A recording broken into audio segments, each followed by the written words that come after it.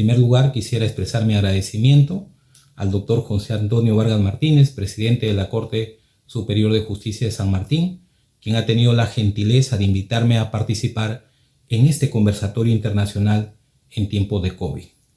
Evento en el que he querido aprovechar la oportunidad para poder compartir con la comunidad jurídica la experiencia del sistema especializado en delitos de corrupción de funcionarios que forma parte de la Corte Superior Nacional de Justicia Penal Especializada.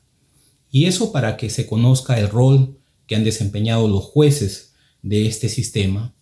y que de hecho considero fuimos la primera corte que dio pasos importantes y trascendentes para poder enfrentar las nefastas consecuencias que ha generado esta pandemia en distintos países del mundo. Así,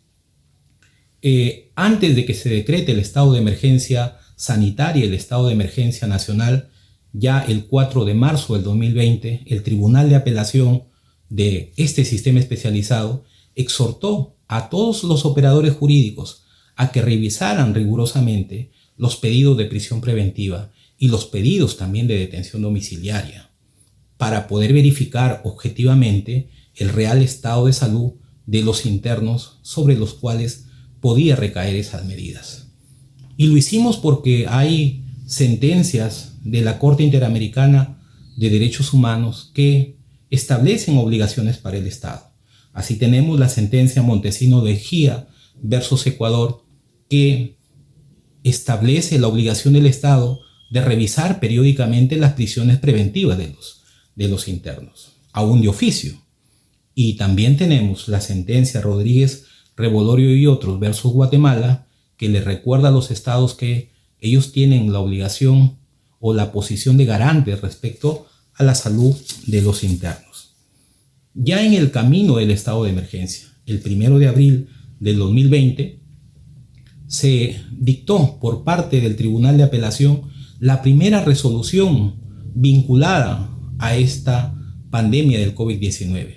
Y en efecto, sustituimos una prisión preventiva por una detención domiciliaria en una persona que era mayor de 65 años, que se había acreditado padecía de una enfermedad grave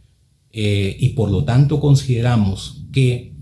esa medida menos gravosa, que es la detención domiciliaria,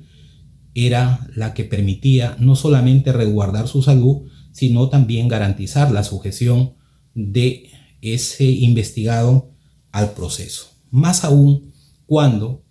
es de conocimiento público que gran parte de los penales de nuestro país se encuentran hacinados y con falta de recursos para poder garantizar adecuadamente la salud de los internos.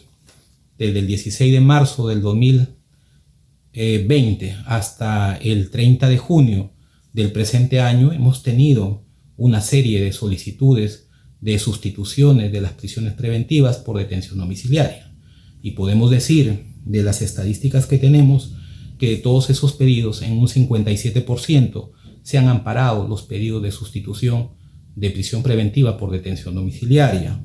En un 17% se han declarado improcedentes porque se trataban de pedidos que eran formulados por personas que estaban privadas de su libertad. Y el resto de porcentajes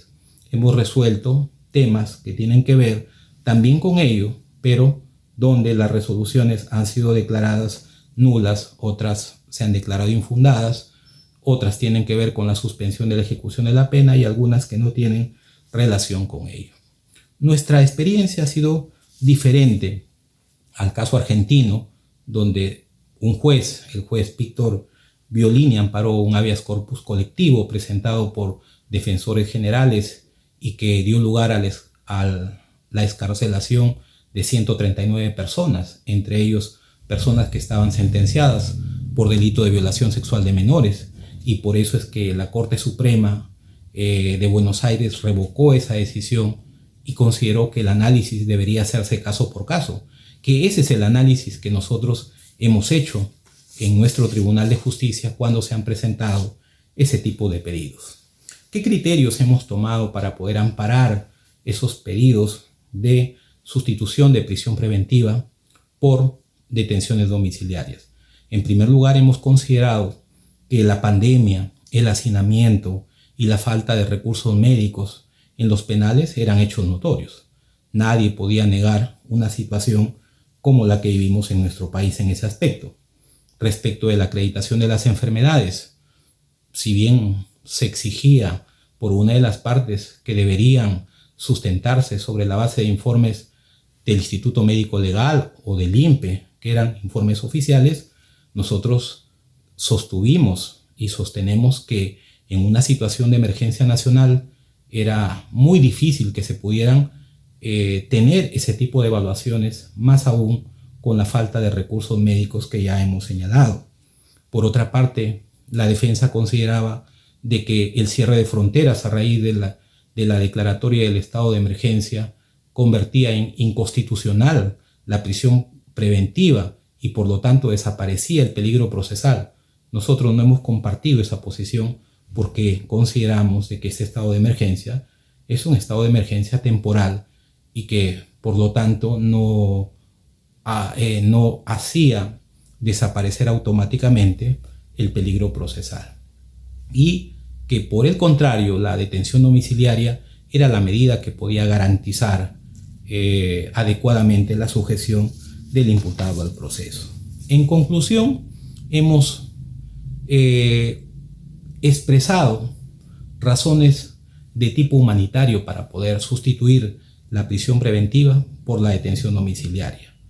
Y esas razones de tipo humanitario han sido con la finalidad de poder salvaguardar la vida y la salud de los internos que son mayores de edad, que padecen de enfermedades graves o incurables o que padecen de enfermedades que constituyen factores de riesgo en este contexto de la pandemia. Pero además, por un hecho que muy pocos destacan, hemos sustituido esas prisiones preventivas por detenciones domiciliarias con la finalidad de poder garantizar el derecho a la verdad que le corresponden a los ciudadanos. Es decir, que pasado este escenario de pandemia, el Ministerio Público, el ente persecutor del Estado, tenga la posibilidad que, prueba de por medio y en un juicio oral con todas las garantías, logre demostrar eventualmente que estas personas que están siendo procesadas por graves casos de corrupción le asiste responsabilidad y en su momento puedan cumplir, si es que así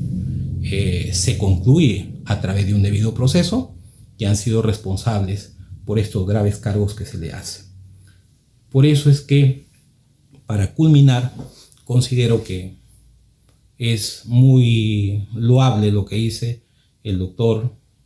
Zaffaroni, Raúl Zaffaroni, cuando él expresa en uno de sus artículos que la justicia tenía que demostrar a la sociedad toda que los jueces de nuestro Estado de Derecho son capaces de resolver de modo racional las urgencias dramáticas que plantea la emergencia, en especial cuando se trata de tutelar la vida humana. Y creo que eso es lo que hemos hecho nosotros, los jueces del sistema especializado en delitos de corrupción de funcionarios de la Corte Superior de Justicia Penal Especializada.